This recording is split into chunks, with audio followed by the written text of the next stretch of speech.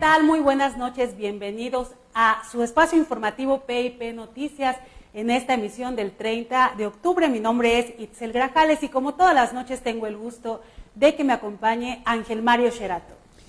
Itzel, muy buenas noches a todos quienes nos ven a través de este medio de comunicación. Hoy es martes 30 de octubre, ya a unas horas de celebrar el Día de Muertos en México y en América Latina. Bueno, pues hoy 30 de octubre le informamos que los padres de Viridian Flores Ramírez dieron una rueda de prensa hoy afuera del Tribunal Superior de Justicia del Estado para exigir justicia por el feminicidio de su hija, esto hace casi 6 años, y es que ayer recibimos esta mala noticia de que una juez adscrita a San Cristóbal de las Casas del Poder Judicial del Estado emitió una sentencia que absolvió al feminicida confeso Fernando Rosales Toledano, quien habría asesinado de 25 puñaladas a la joven Viridian Flores. Escuchemos la nota. Esta mañana, los padres de Viridian Flores Ramírez, quien fue asesinada el 8 de junio del 2013, dieron una conferencia de prensa frente al Tribunal de Justicia para anunciar que apelarán la sentencia absolutoria del feminicida de su hija Omar Fernando Rosales Toledano, así como la destitución de la jueza del ramo penal de San Cristóbal, Isabel Álvarez Ramos. Consideran que con este fallo, el Poder Judicial del Estado manda un mensaje de impunidad e incrementa el estado de vulnerabilidad de las mujeres en Chiapas, porque hoy sus agresores saben que si las lastiman no recibirán un castigo ejemplar. Al preguntarle ante las amenazas que han sufrido por parte del padre de Toledano, contestaron que temen por la integridad física de su familia y su nieto. Sin embargo, no piensan detenerse hasta encontrar justicia para Viridian. Al preguntarle sobre las amenazas que han sufrido por parte del padre de Rosales Toledano, contestaron que temen por la integridad física de su familia y su nieto. Sin embargo, no piensan detenerse hasta encontrar justicia para Viridian. El día de ayer, después de la liberación, recibí una llamada por parte del papá, el señor Javier Rosales, en la cual me pedía y me decía que yo dejara las cosas ya como estaban, que yo pusiera de por medio a mi nieto, al hijito de mi hija, que yo pensara en él y que yo me cuidara. Por último, Guadalupe Ramírez, madre de Viridian Flores, exhortó al gobernador del estado, Manuel Velasco Cuello, a cumplir con la promesa que les hizo hace 5 años y medio, aseverando que tiene un mes antes de que finalice su sexenio para hacer algo al respecto ante la impunidad y corrupción que están viviendo en el caso. Yo quiero pedirle acá públicamente al gobernador que tiene un mes para irse y queremos respuesta, porque él se comprometió cuando falleció mi hijita, que teníamos el culpable y que se iba a hacer justicia. Y aquí estamos otra vez. Es mentira, no hay justicia. Para PIP Noticias, Esteban León. Bueno, y sobre este mismo tema, diputados, miembros de la 67 legislatura del Congreso del Estado, hicieron pronunciamientos con respecto a este tema, condenaron la actitud de la juez Isabel Álvarez Ramos y pues dejaron entrever, entre otras cosas, algunas cuestiones relacionadas con la corrupción en el Poder Judicial. Mi compañero Dagoberto Zambrano nos tiene la información de lo que cubrió en el Congreso del Estado esta mañana. Escuchemos. Los legisladores del Estado, Aida Guadalupe Jiménez Sesma, Flor de María Guirao Aguilar y Jonathan Molina Pérez, se manifestaron en contra de la sentencia absolutoria que una juez otorgó a Fernando Rosales Toledano, quien hace 6 años habría asesinado a la joven Viridian Flores Ramírez de 25 puñaladas. La sentencia que recibió el feminicida fue absolutoria, presuntamente por la falta de diligencia y perspectiva de género de las investigaciones. Como muchos casos más, son una burla cruel para Chiapas. Este martes, durante la sesión ordinaria del Congreso del Estado, Jiménez Sesma señaló que los costos de la pasividad son altos y pidió que se trabaje para evitar muertes prematuras y devastadoras de mujeres de todas las edades en el Estado. Lamento profundamente que después de casi 6 años de espera, la justicia no haya sido alcanzada. La percepción de que exista o no justicia es crucial para el desarrollo democrático de una entidad y del país mismo. Cansada está la sociedad de la inexistencia de esta. En el mismo sentido, Jiménez Sesma solicitó a la Comisión de Justicia que cite a los funcionarios pertinentes para enterarse de los asuntos relevantes en la materia, para que se vigile y se llegue hasta las últimas consecuencias. Informó para PIP Noticias, Dagoberto Zambrano.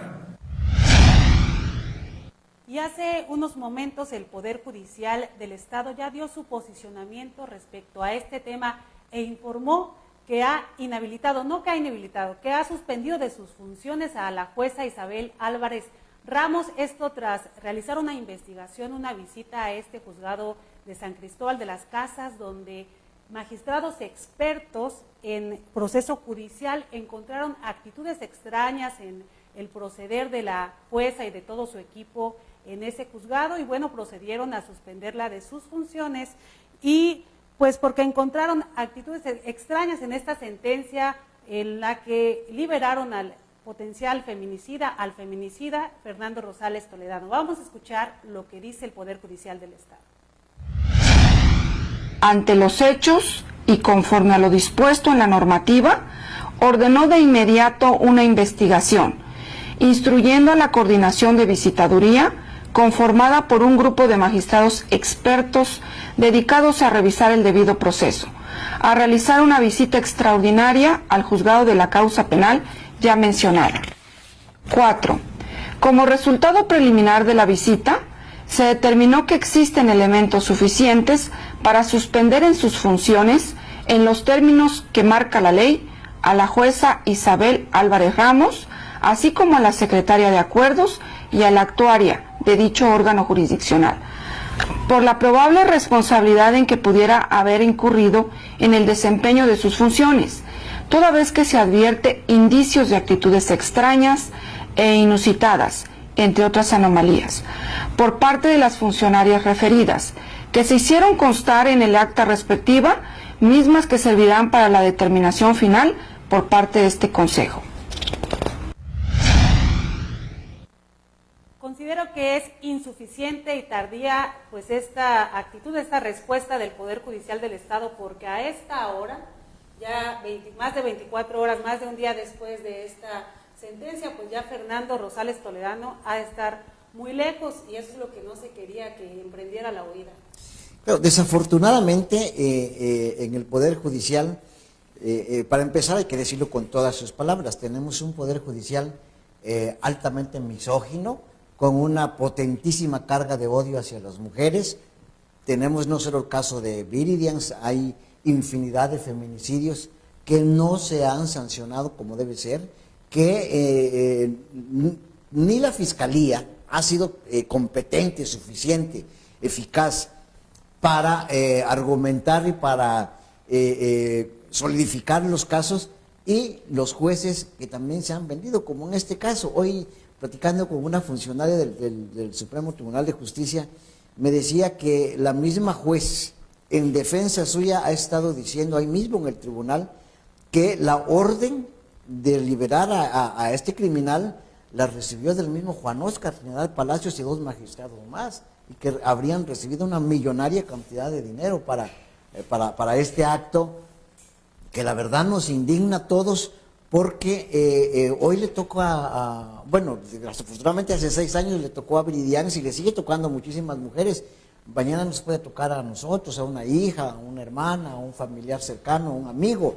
Y esto yo creo que ya no lo debemos seguir permitiendo. Mira, lo que tú dices es cierto, este asesino ya debe estar en cualquier otro país, feliz. Esta actitud es repugnante, esta sentencia es repugnante. ¿Por qué? Porque ¿qué hacía falta para condenar a Fernando Rosales? No hacía falta nada. Para empezar, un feminicida confeso. Confeso, claro. Esto no lo digo yo, lo dijo entonces cuando fue su detención, lo dijo el hoy fiscal Raciel López Salazar, dijo que lo habían interrogado durante 12 horas y que durante 12 horas Fernando Rosales Toledano narró cómo asesinó a Viridian Flores, que era su expareja sentimental y madre de su hijo, cómo con la ayuda de un amigo arrojó el cuerpo en una barranca y en el puente de San Cristóbal.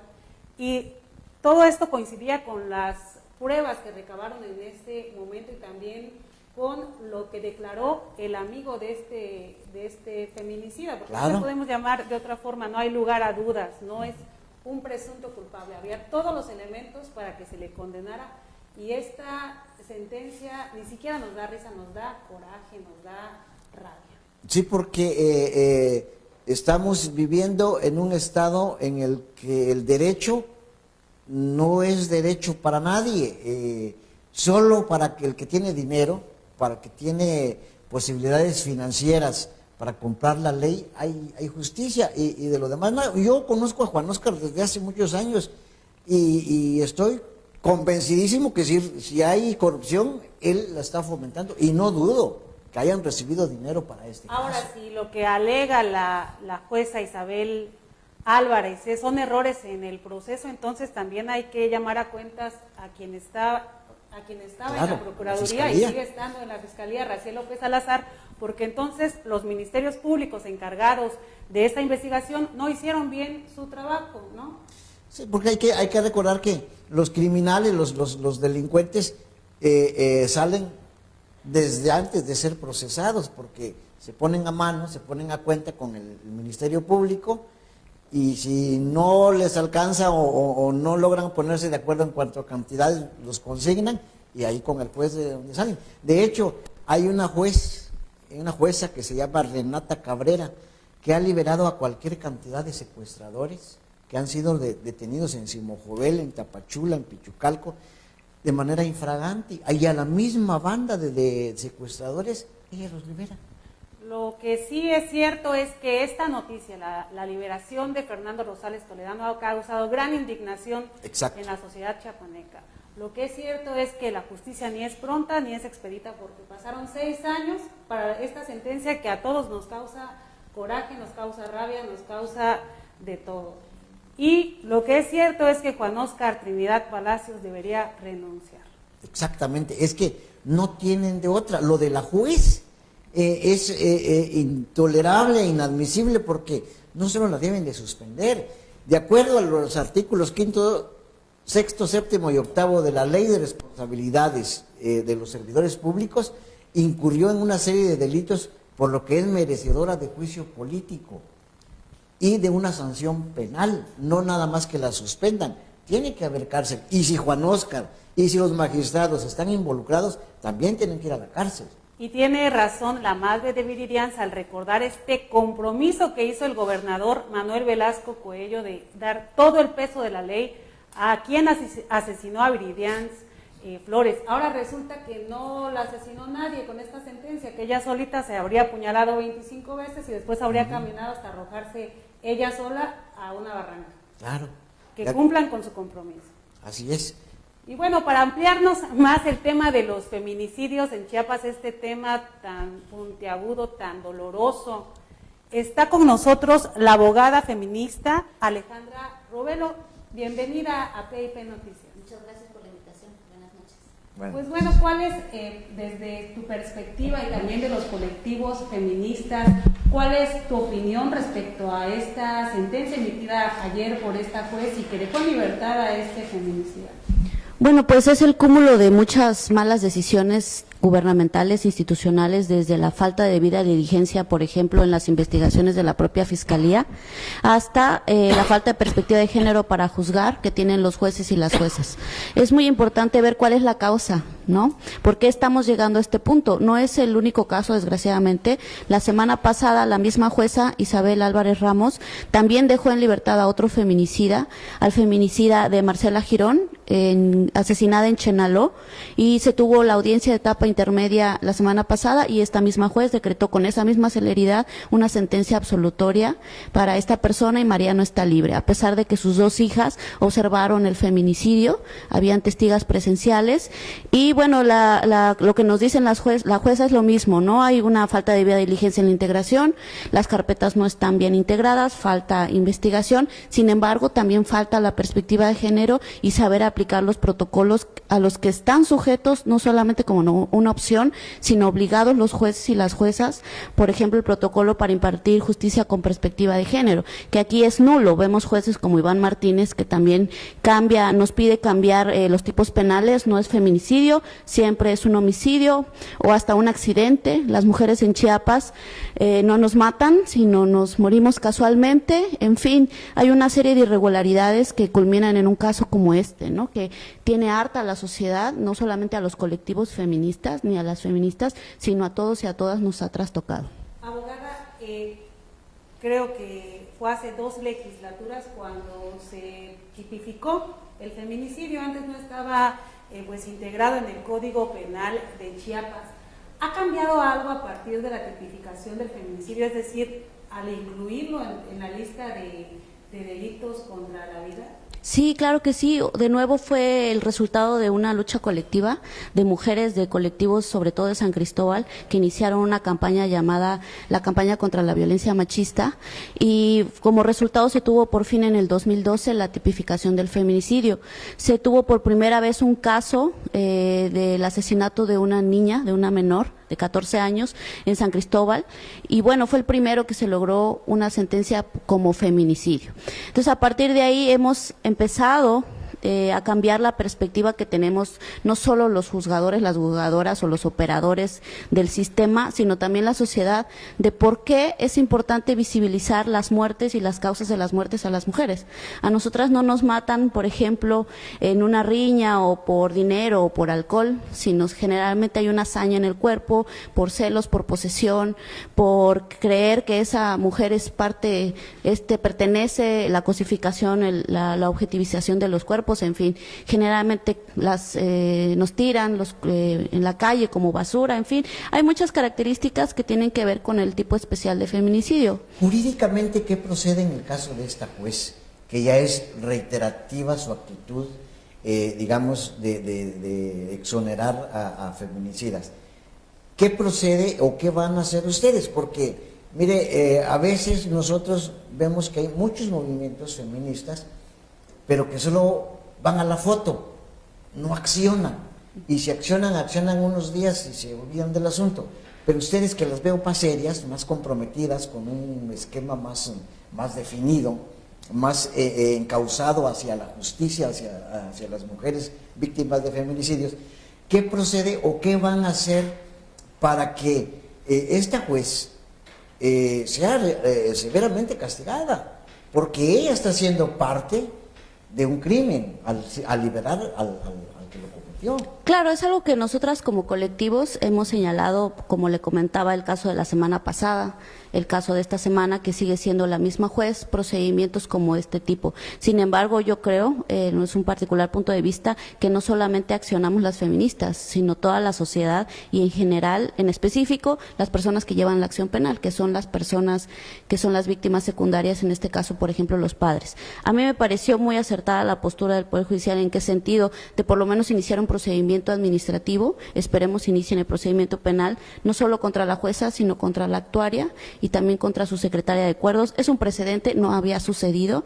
Hemos denunciado la actuación de muchos jueces y juezas, inclusive cuando el gobernador electo era presidente del tribunal, y lo seguimos haciendo después del cambio. Y quejas en Comisión Estatal de los Derechos Humanos, en donde tenemos varias aliadas y aliados, y así yo creo que se ha llegado a este punto, ¿no? En donde el hartazgo y la fuerza de las colectivas y de los colectivos en general ha dado este resultado, ¿no? Abogada, el feminicidio es el último punto, el último escaño de la violencia machista, de la violencia contra las mujeres. ¿Qué hay antes del feminicidio? ¿Cómo se trata en Chiapas? ¿Cómo se tratan las denuncias de violencia familiar, de violencia de género?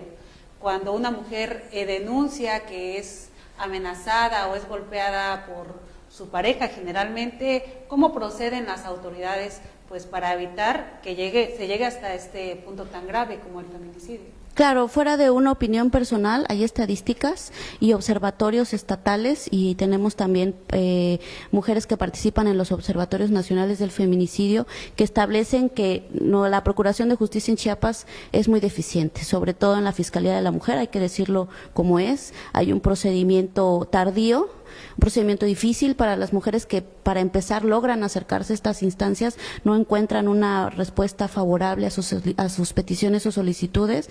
Generalmente deviene de un proceso, ya lo sabemos, de violencia, no solamente física, sino psicológica, la dependencia económica, institucional. En fin, las mujeres sufrimos una serie de violencias que unidas nos llevan a este extremo, ¿no? Cuando no hay otra salida o cuando no existe una respuesta inmediata de quien está obligado, porque no es una opción, las instituciones están creadas, financiadas y presupuestadas para eso.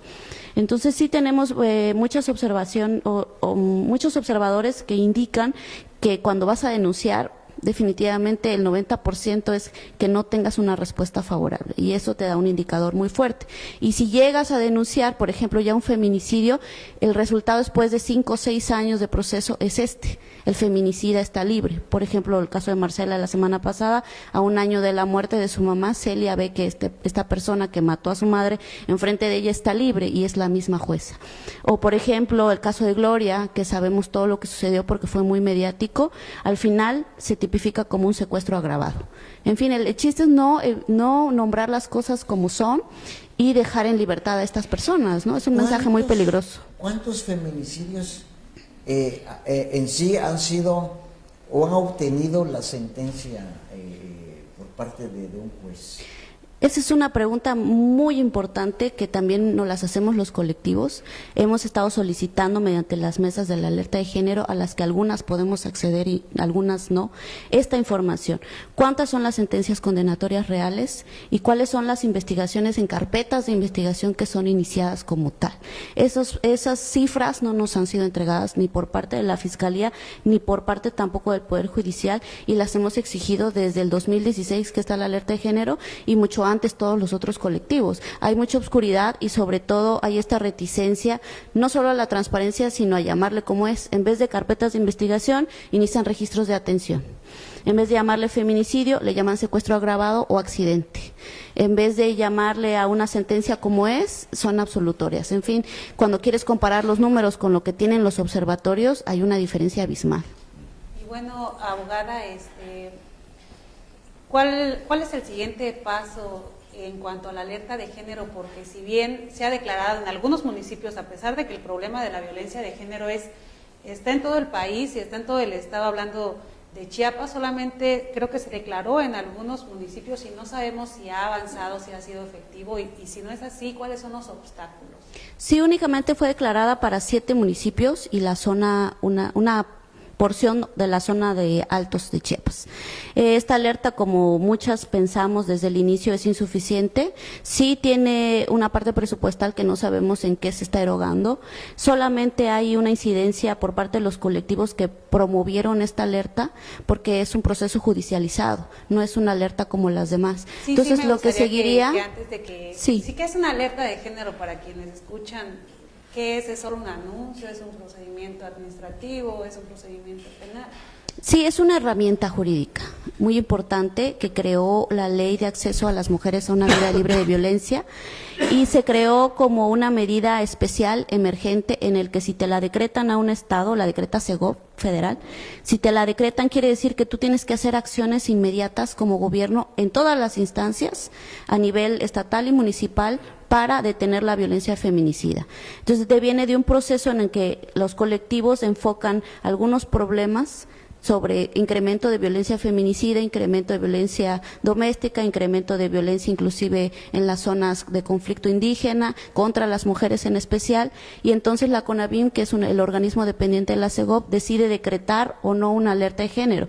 En Chiapas, si no las decretaron, entonces fue en el 2016, entonces el gobierno debió de haber hecho acciones emergentes, como que cuando pasa un terremoto, como lo que nos pasó el año pasado.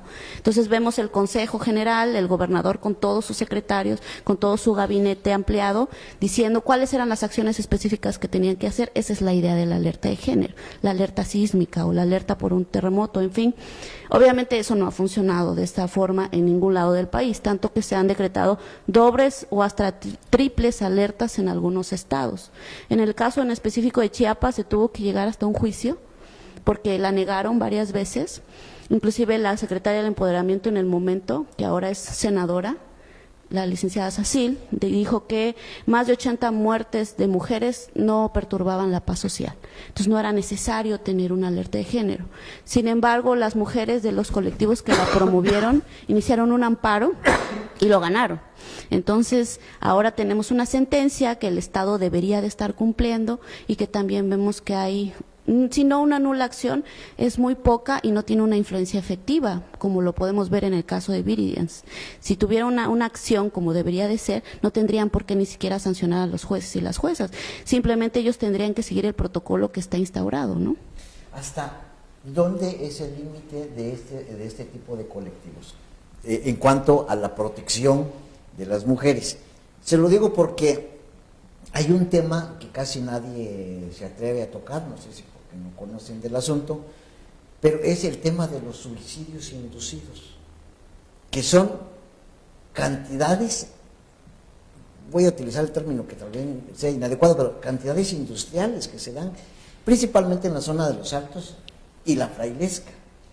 Niñitas de 14, 16 años que se enamoran a veces del maestro o se enamoran de una persona mayor y que cuando resultan embarazadas sus mismas parejas las inducen a suicidarse. Ya han pasado cualquier cantidad de cosas y que de eso no hay un registro ni en la fiscalía. En el registro civil ahí llevan un registro pero solo aparecen como muerte violenta y punto. No, incluso con términos muy técnicos del estallamiento de vísceras o de exposición cerebral. O sea, hay la posibilidad de que estos colectivos se aboquen a investigar el suicidio inducido, que es muy fuerte en el Estado. Sí, claro que sí. Que también es un feminicidio. Ah, por supuesto. Existe, de hecho, un protocolo especializado, no solo el protocolo latinoamericano, sino también los protocolos estatales, inclusive, que determinan lo siguiente. Es obligación de la autoridad que conoce del delito que cualquier hecho de muerte violenta contra las mujeres tiene que ser tomado en un inicio como un feminicidio. Si de la investigación se concluye que es en realidad un suicidio, que es un accidente en la vía, en fin, que es otra causa de muerte y no específicamente esto, entonces se puede cambiar el tipo penal. Pero de inicio, todos aquellos suicidios inducidos, que son muertes violentas de mujeres, tienen que ser iniciados como un feminicidio, cosa que es nula en nuestro Estado.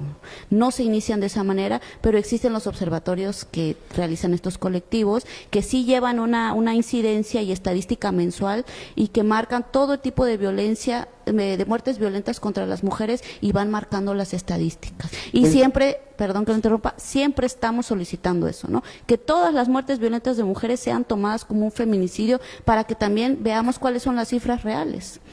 Generalmente nos dicen es un accidente, es un suicidio, es otra cosa, pero no es un feminicidio. Sí, en las estadísticas que yo obtuve del registro civil, porque estoy tratando de armar algo con eso, con un reportaje con estos datos, es que del 2009 al 2016 habían 343 suicidios, el 70% de mujeres de entre 12 y 16 años, el resto de hombres. Y todas, la mayoría por, ¿cómo se llama? Gramoxón, el veneno ese que le echan al milpa para que no crezca la hierba mala, y por ahorcamiento y por ¿cómo se llama? Que se lanzan de un tercer piso y un segundo piso. Ahora, ¿por qué le doy esas estadísticas? Porque me parece que los colectivos deben de empezar a ver este problema también, a visualizarlo, porque tal vez sea mayor que los feminicidios en sí, de decir que llega un tipo, agarra a la novia, la apuñala, le pega un par de balazos, la tortura y todo eso. Creo que hay más de estos que de muerte, digamos, expresamente violenta, directa. Sí, en los observatorios que tenemos en Chiapas y en el Observatorio Nacional se cuentan ese tipo de cifras como feminicidios. Toda muerte violenta que tiene que ver con suicidios, por ejemplo, como usted lo menciona, sí se cuenta como un feminicidio. Por eso tan dispar con las carpetas de investigación o registros de atención. Porque en el entendido de que la violencia contra la mujer no es ahorita te mato y es el feminicidio en este momento. No, deviene de todo un proceso, de un contexto de violencia contra las mujeres que es tan difícil de entender, porque a veces creemos que es solo un hecho, un acto o resultado de, por ejemplo, una relación. Sin embargo, tiene que ver con todo un proceso psicológico, educativo, cómo somos formadas, dónde vivimos, cuáles son los alcances de nuestra educación, de nuestra economía, en fin, que tiene que ver no solamente con la violencia feminicida, sino la violencia institucional, que es esta violencia que nos infringe el propio gobierno al no proporcionarnos las mismas posibilidades que tienen los hombres, ¿no? Y sin duda hace falta perspectiva de género en todas las instituciones públicas, en todas, digo, las educativas, las impartidoras de justicia, las procuradoras de justicia, y ya está el caso de Viridian Flores, pues nos muestra esto, la necesidad de perspectiva de género en las instituciones públicas. ¿Tienen alguna acción prevista, alguna marcha ya para finalizar en torno al caso de Viridian? Sí, se estaba en espera más bien de lo que determine la propia familia. Tienen un cuerpo de abogadas y abogados quienes los están asesorando directamente. Obviamente estamos acuerpando y apoyando las decisiones que la propia familia determine, pero sí me parece que hay programada una marcha. Pues muchísimas gracias por estar aquí, por hablarnos sobre este importante tema que es el feminicidio. Muchas gracias, abogada. Gracias a ustedes. Buenas noches. ¿Y qué cree? Le voy a tener que, bueno, nos va a tener usted que disculpar, porque hoy parece que nos fuimos con todo el tema de la violencia contra las mujeres, que es muy importante. Desde luego que estamos enfocados a eso, preocupados y ocupados en pues ser el puente para encontrar una solución a esta crisis institucional que nos está arrastrando a una situación bastante penosa. Pero miren ustedes, hoy la ciudadana Asenet Burguete Mijangos denunció, ¿quién cree usted? A otro magistrado, al magistrado Víctor Martín Ruiz Palma, de traficar con sus influencias para arrebatarle al pequeño hijo que procrearon. ¿Qué está pasando en el Poder Judicial? ¿Qué tipo de odio hacia las mujeres? Que de ahí está surgiendo, de ahí está saliendo otro tipo de violencia, un tipo de violencia institucional verdaderamente grave, verdaderamente preocupante. Escuchemos lo que nos dice la nota. La ciudadana Asenet de Mercedes Burguete Mijangos acusó al magistrado del Tribunal del Trabajo, Víctor Martín Ruiz Palma, de traficar influencias para arrebatarle a su hijo de 7 años de edad. Si una madre dice que su hijo sufre violencia, la visita tiene que ser controlada con el padre. En mi caso hay 3 dictámenes psicológicos y nunca han querido dictar una visita supervisada. Se le dictó visita libre. Fue en 3 ocasiones mi hijo y en las 3 ocasiones, en la última no me lo quería entregar y además lo aventó a la alberca lesionándole la rodilla. Lo denunciamos, la denuncia estuvo en la Fiscalía de la Mujer, es la 1800-101-0010-2017. Burguete declaró que hace un año inició un proceso penal en contra de su expareja por la violencia que éste ejercía en contra de ella y del menor. Sin embargo, las autoridades del Juzgado Tercero de lo Familiar no han actuado de manera imparcial a pesar de los dictámenes psicológicos que demuestran el miedo que el menor siente al estar con su padre. Me preocupa mucho que él amenazaba con quitarme el niño y pues con acuerdos dictados de manera injusta, no apegados a derecho, pues mi vida, la vida del menor, corre muchísimo peligro. Entonces la única forma que tengo de que se escuche mi voz es haciendo esto, hablando y diciendo y pidiendo ayuda. La ciudadana dijo que decidió hacer una denuncia pública porque el magistrado Víctor Martín Ruiz Palma se resiste a entregarle a su hijo en las visitas programadas que éste tiene cada fin de semana y la ha amenazado con quitárselo de manera definitiva. Para P&P Noticias, Itzel Grajales. Bueno, pues ahí tiene usted otro magistrado utilizando la ley a su favor. Pero bueno, en otras noticias, déjeme que le presente hoy al chiapaneco Carlos Guzmán, quien es el primer mexicano en cruzar el Canal de la Mancha, que es sin duda toda una proeza. Carlos Guzmán Moreno, oriundo de Chiapas, es el primer mexicano que cruzó a nado el Canal de la Mancha de Inglaterra a Francia en 14 horas y 21 minutos. Hace 10 años, la vida le puso una de las pruebas más fuertes a Guzmán, quien sufrió cáncer testicular en 2 ocasiones. Caída. Entonces tomamos esta decisión de emprender un gran sueño para demostrar a la gente, a los caballeros, que no es un límite tener este problema.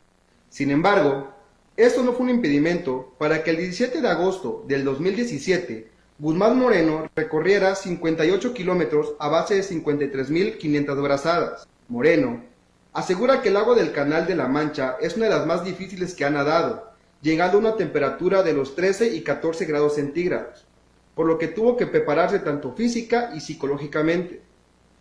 Finalizó que uno de los motivos por el cual realizó esta hazaña era para superarse a sí mismo y demostrarle a los jóvenes que no hay edad para cumplir un sueño. De sueños. Nos preparamos 1 año y 9 meses para poder llegar el 17 de agosto, día de cruce. Se nadaron 58 kilómetros y 14 horas 21 minutos. Para P&P Noticias, Esteban León. Y en otro orden de ideas, le informamos también que hoy en una rueda de prensa el presidente de la Cámara Nacional de Comercio, Servicios y Turismo de Tuxtla Gutiérrez, Óscar Corzo Tobilla, presentó el primer consejo consultivo en materia de turismo. Esto aquí en la capital del estado. Escuchemos la nota. Se integró el primer Consejo Consultivo de Turismo en el Estado, lo que permitirá a la iniciativa privada y social participar en la toma de decisiones en las políticas públicas para potencializar la demanda del sector, informó Óscar Corzo Tobilla, presidente de la Cámara Nacional de Comercio, Servicios y Turismo de Tuxtla Gutiérrez. Esto nos permitirá que a largo plazo el sector de turismo tenga resultados positivos y continuidad. Creo que este es el factor principal, generar la continuidad de las políticas públicas que nos pudieran fortalecer el sector del turismo. Corzo Tobilla abundó que a raíz de la aprobación del reglamento de la Ley de Turismo, emitido por el Ejecutivo del Estado el pasado 12 de septiembre, se consideró la conformación de este colectivo. El día jueves 25 de octubre se creó el primer Consejo Consultivo del Turismo del Estado, y esto es un gran avance para el sector, en el cual nosotros representamos como Cámara, y estamos pues anunciándolo para que todo el mundo sepa y pueda, en el caso de nosotros, nuestros empresarios, poner su punto de opinión para poder fortalecer esta gran oportunidad de incidir en la política pública para el sector de turismo. Cabe mencionar que las sesiones del Consejo se realizarán al menos 2 veces por año para que los trabajos de este ayuden al propósito de multiplicar los empleos y las oportunidades de desarrollo, informó para P&P Noticias Dagoberto Zambrano. Y otra vez, maestros de telebachillerato y docentes idóneos se manifestaron aquí en Tuxtla Gutiérrez para exigir pagos por sueldos devengados y también plazas. Vamos a ver el reporte.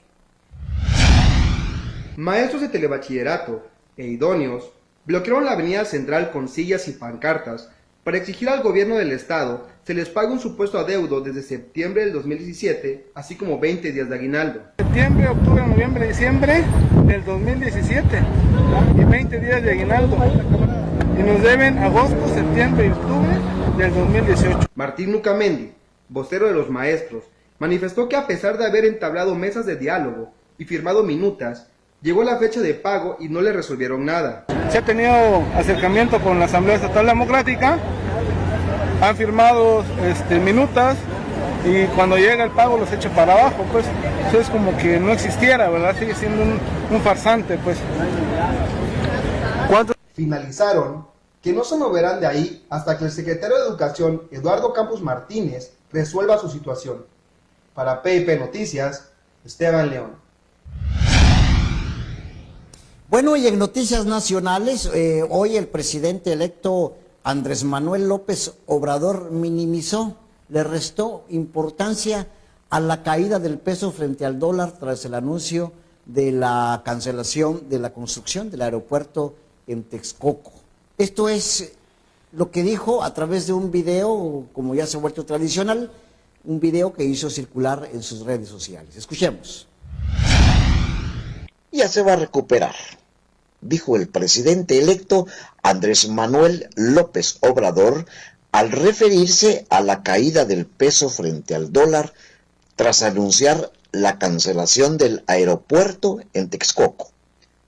Como en sus mejores tiempos de opositor, el tabasqueño recurrió a nuevas acusaciones contra los opuestos a la simulada consulta para determinar el lugar de la construcción del nuevo aeropuerto de la Ciudad de México, argumentando que grupos de poder económico, a los que no identificó, ya tenían planes de construir un nuevo Santa Fe en donde actualmente se encuentra el aeropuerto internacional. Ahora puedo decirlo, durante la consulta no podía yo hablar porque tenía que actuar con imparcialidad, pero en el fondo lo que estaba de por medio en la construcción del aeropuerto de Texcoco es el quedarse con los terrenos del actual aeropuerto. Llegué a ver hasta el anteproyecto. Ya tenían pensado hacer una especie de Santa Fe en las 600 hectáreas del actual aeropuerto. Entonces, yo entiendo que estén molestos porque ya no van a poder hacer ese negocio. Afortunadamente, los inversionistas y los mercados así en abstracto actúan con inteligencia, con información, con responsabilidad, y a pesar del escándalo, la bulla, los ataques, no pudieron generar inestabilidad. Apostaron a eso, hubo un deslizamiento en el peso, para decirlo de manera eufemística, no una devaluación, pero ya se va a recuperar. Cabe señalar que este martes el dólar se llegó a cotizar en 20 pesos con 45 centavos, teniendo alrededor del mediodía una levísima recuperación de solamente 5 centavos. Especialistas en economía y mercados atribuyen la racha negativa de la moneda mexicana al anuncio de López Obrador de cancelar la construcción del aeropuerto en Texcoco. Para PIP Noticias, Ángel Mario Xerato. Y en el redondeo, nuestro asesor corporativo René Ruiz Rojas nos advierte sobre lavado de dinero. Tenga cuidado, esta es la información. Buenas noches. A través de su sección El Redondeo, en esta ocasión queremos hacer hincapié de algunas actividades. Y me refiero, por ejemplo, al otorgamiento de préstamos con o sin garantía, conocida también como casas de empeño, al igual a la actividad de la compraventa de automóviles, sean nuevos o usados. También usted puede ser que se dedique a la construcción o sea intermediario en los bienes inmuebles. Finalmente, también quiero hacer hincapié a las actividades de administración, contabilidad o el tema jurídico. Todo esto con una ley que lo vigila, que lo castiga, como es la Ley Federal para la Prevención e Identificación con Recursos de Procedencia Ilícita. Esta ley impone dos condiciones. La primera, que usted identifique aquellos clientes con los cuales usted celebra muchas operaciones, sea de forma única o consecutiva, pero también la presentación de diversos avisos. Incumplir con esta ley, que se le conoce como también antilavado, puede haber una sanción de 16.120 a 5.239.000. Pero también la parte más agresiva de esta ley es que usted puede perder su libertad de 2 a 8 años de prisión. Tome en cuenta esta ley, tome en cuenta las actividades que regula esta ley, que debe identificarse y debe avisarse, porque de incumplirlo, usted escuchó por última ocasión, será la pérdida de su libertad, se paga con cárcel de 2 a 8 años de prisión. ¿Qué le recomendamos? Contrate los servicios de una auditoría que le prevenga la comisión o la ejecución de actividades que previene la ley antilavado, porque de no hacerlo, usted se enfrentará a situaciones severas, como será el pago de una sanción que dañará su patrimonio o terminará cayendo en la cárcel. Los veo hasta mi próximo comentario. Buenas noches. Bueno, y antes de despedirnos, déjeme contarle que hoy en el Senado de la República, la exesposa del ahora senador chiapaneco Noé Castañón Ramírez se presentó para exigir un acuerdo familiar y le sean devueltos sus 3 hijos. Hay que recordar que el senador tomó posesión hasta el día de hoy, luego que le fue impedido al haber sido pues señalado penalmente por violencia intrafamiliar. Hay que destacar que su toma de protesta fue ríspida. La mayoría de las senadoras pues no están de acuerdo con que tengan que convivir con un feminicida en potencia. Es todo por hoy, le agradecemos mucho. Itzel, muy agradecido por tu amabilísima, finísima compañía de todos los días. Gracias por acompañarnos, gracias a todos los que nos vieron a través de esta plataforma en Facebook. No se olvide, tenemos una cita mañana aquí en PIP Noticias. Buenas noches.